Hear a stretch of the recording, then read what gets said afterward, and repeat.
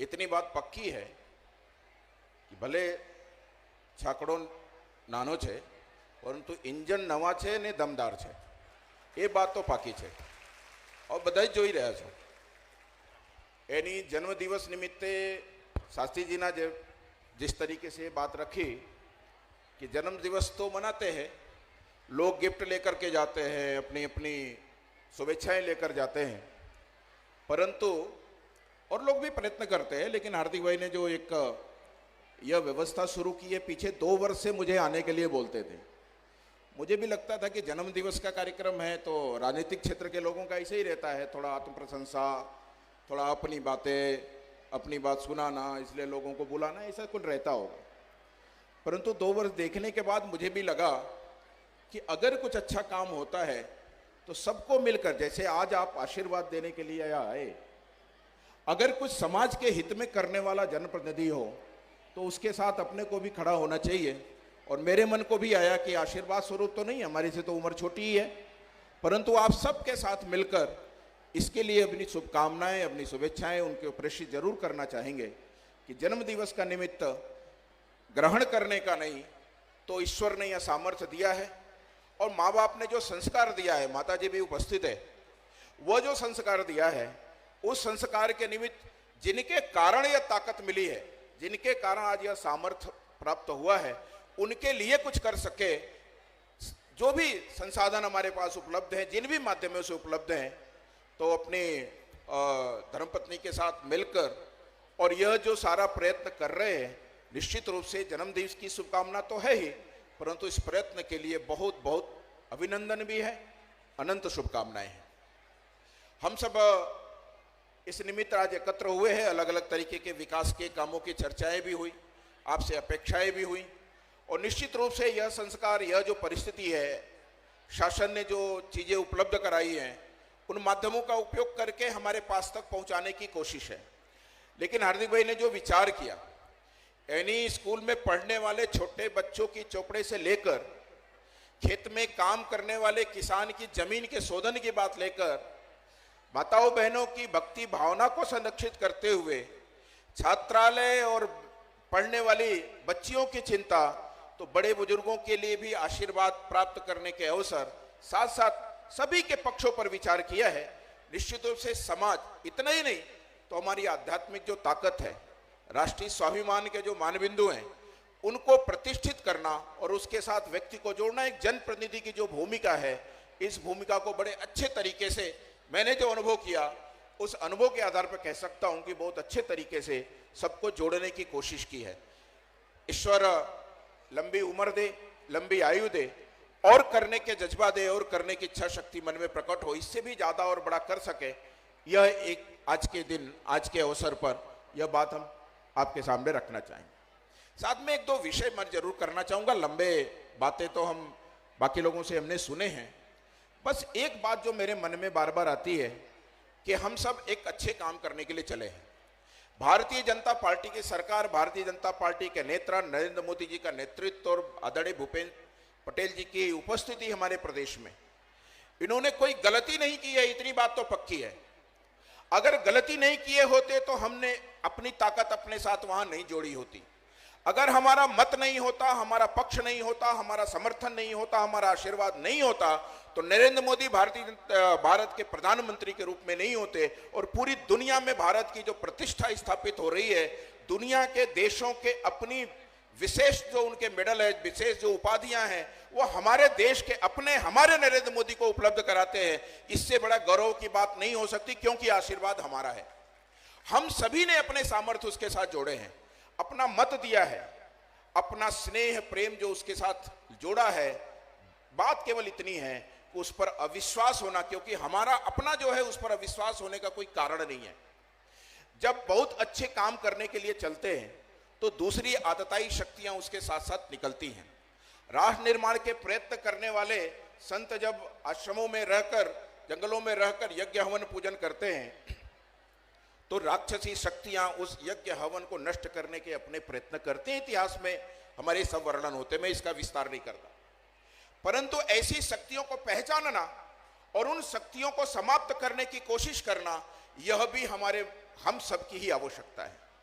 आज नए समय में चल रही राजनीति में जब ये सारे साम दाम दंडभेद अपनाकर ये सारी ताकतें इस 70 साल से चल रहे भारतीय जनता पार्टी की कोशिश में 100 साल की विचारधारा के ऊपर आघात करने की कोशिश में जब सफल नहीं हुए तो षड्यंत्रों की लाइन पर आगे बढ़ गए।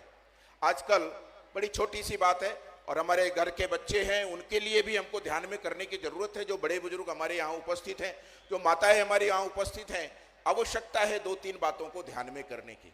एक तो नौजवानों की जो दिशा का भटकाव है उस भटकाव को समझने की और उसके लिए प्रयत्न करने की। घर की जो गार्जियनशिप है, जो घर का जो अभिभावकत्व है उसको बचा कर रखने की। नशे की दुनिया में घुसने की तैयारी जो चलाई जा रही है ये उनके अपने प्रयत्न में नहीं है। ड्रग्स का बढ़ता हुआ प्रमाण ये हमारे लिए बहुत चिंता का विषय है, हमारे प्रदेश के लिए, हमारे घर के लिए, हमारे परिवार के बच्चों के लिए चिंता का विषय है। इसलिए सभी अभिभावक को, मेरे प्रसंग नहीं है लेकिन इस प्रसंग में इसलिए अवसर पर इसलिए कि यह हमारे लिए चिंता का विषय है जो भारत के भविष्य को समाप्त करने की कोशिश की जा रही है। ये षड्यंत्र है हमारे साथ, उनकी इच्छा नहीं है लेकिन बाकी तरीकों से की जाने वाली कोशिश इसको अपने व्यक्तिगत स्वार्थ के लिए इसको दिशा भटकाव की तरफ ले जा रहे। एक निवेदन मेरा यह है कि नौजवानों को के भविष्य को खराब होने से बचाने की जिम्मेदारी हम सब बड़े बुजुर्गों की है, सभी जिम्मेदार लोगों की है। जो भी इस भारत को अपने साथ जोड़कर, इस देश को अपने साथ जोड़कर और अपने परिवार की समृद्धि की कल्पना करता है उसको इसकी चिंता करनी पड़ेगी, छोड़ने से नहीं होने वाला है। दूसरी बात, सोशल मीडिया के प्रभाव के कारण से, प्रासंगिक है विषय इसलिए बोलता हूं मैं कि सोशल मीडिया के प्रभाव के कारण से बनने वाले अविश्वास, इस अविश्वास में से थोड़ा बाहर आना पड़ेगा। अनावश्यक झूठी बातों का प्रचार, क्योंकि एक विचारधारा है जो कहती है कि झूठ को अगर 99 बार बोलोगे तो 100वीं बार वो सत्य हो जाएगी। संदेह के बीज डालकर, डाउट्स पैदा करके और अपनी बात को मनवाने की कोशिश के एक नए षड्यंत्र देश के अंदर चले हैं। अलग अलग तरीके के लोग हैं, दिखने में बहुत अच्छे दिखते हैं, अच्छा भाषण करते हैं, अच्छे शब्दों का प्रयोग करते हैं, अच्छी सब्जबाग दिखाते हैं, अच्छे प्रदर्शन के साथ साथ पीछे से अपने पॉकेट में चाकू भी लेकर चलते हैं कि कब आपका अवसर मिले और कब आपका लूट लें, कब आपका निकाल लें। उदाहरण है, मैं किसी व्यक्ति विशेष या समूह की बातें करने नहीं कर रहा, निश्चित रूप उसमें जो प्रयत्न करने वाले लोग हैं इसकी तरफ जरूर इंगित करना चाहता हूं कि हमको सतर्क रहना पड़ेगा, क्योंकि हम सात्विक भाव के लोग हैं, भारतीय आध्यात्मिक प्रेरणा से अभिभूत लोग हैं। हम सब में अच्छे का दर्शन करते हैं, सब में सत्य को देखते हैं, सबको ईश्वर के स्वरूप में दर्शन करने वाले लोगों के सामने बहुत बड़ी चुनौती है कि हमारे इस भाव के अंदर अविश्वास का बीज डालने की कोशिश हो रही है। सामाजिक तौर पर, राजनीतिक तौर पर, अन्य विभिन्न जब भी अवसर मिलते हैं हर अवसर पर। तो निवेदन इतना है आज के इस अवसर पर, एक नौजवान की जन्मदिन के उपस्थिति में नौजवानों की तरफ ध्यान में लेकर और आप सब अभिभावकों से मेरे हाथ जोड़कर प्रार्थना है कि इस अविश्वास से ऊपर कोई भी बात अगर आती है तो एक बार हमने किसको अवसर दिया है उसके बारे में जरूर सोचिए। अगर आपने आशीर्वाद दिया है और उसने अगर कुछ गलत नहीं की, अगर वह कुछ लग रहा है किसी ने बताया कि गलत कर रहा है, इसका मतलब हमको भी एक बार सोचना चाहिए कि यह हमारा है और गलती करता है तो सुधारने के भी अधिकार हमारे पास है, तो हम सुधार सकते हैं। अनावश्यक उन बातों में फंसने के बजाय संदेह के उस में से निकलकर और उसके प्रति अपनी जो शुभकामनाएं हैं, अपनी जो शुभेच्छा है, इन सोशल मीडिया की खबरों में, व्हाट्सएप में, फेसबुक में, इंस्टाग्राम में, इसमें जो खबरें आती हैं, वीडियोज आते हैं, रील आते हैं, क्योंकि आजकल एक शौक हो गया है बहुत सारे लोगों को, बहुत सारे ऐसे चैनल चलाते हैं, बहुत सारे ऐसे रील्स बनाते हैं, क्योंकि भारतीय जनता पार्टी को गाली देकर उनको पैसे मिलते हैं। भारतीय जनता पार्टी की ताकत आपने इतनी दी है आज कि इसके कारण बाकी का जीवन चल रहा है, जीवन चले, कोई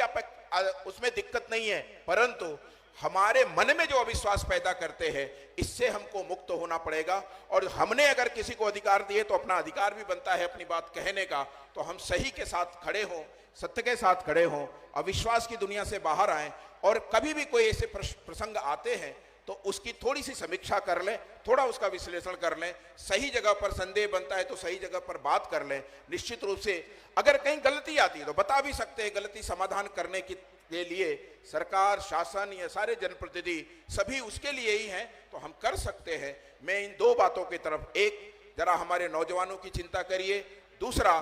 यह जो राजनीतिक व्यवस्था में परिवर्तन के आकांक्षी लोग, तात्कालिक लाभ लेने के लिए खड़े हुए लोग, जो जो हमारे मन में अविश्वास के बीज डालने की कोशिश कर रहे हैं, इस अविश्वास में से बाहर आकर सब में सत्य के दर्शन के साथ, विश्वास के साथ, सब में वह ईश्वर की अनुभूति के साथ, लेकिन स्पष्ट दृष्टि के साथ हम अपने जीवन में आगे बढ़ें। आज का यह प्रसंग पूज्य संतों की उपस्थिति में, हमारे राजकीय जनप्रतिनिधियों की उपस्थिति में, हार्दिक भाई के जन्म दिवस पर हम सबका आशीर्वाद मिल रहा है और संतों के आशीर्वाद के साथ साथ हम भी अपनी बात जोड़ते हुए आपका जीवन यशस्वी हो, दीर्घायु हो, स्वस्थ हो, ईश्वर आपको एक यशपूर्ण जीवन प्रदान करे, इतनी सी बात कर आप सबके साथ मिलने का और बात करने का यह अवसर बना। आपने हमारी बातें सुनी, सबके लिए बहुत बहुत शुभकामनाएं, बहुत बहुत धन्यवाद।